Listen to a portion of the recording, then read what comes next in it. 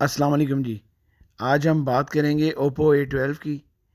ये 3 GB RAM और 32 GB रोम में भी अवेलेबल है, और 4 GB रैम और 64 GB रोम में भी अवेलेबल है। इसमें एंड्रॉयड है 9.0। इसका साइज़ है 6.22 इंच स्क्रीन है इसकी। और इसका जो मेन कैमरा है वो 13 मेगापिक्सल है। और selfie camera, front camera 5 megapixel है। इसमें दो कलर्स में अवेलेबल है, ब्लैक कलर और ब्लू कलर।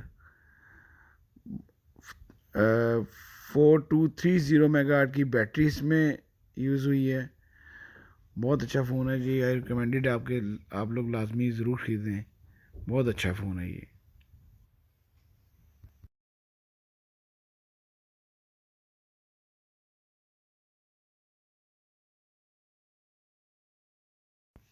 332 है जो वो 20,000 का है पाकिस्तानी।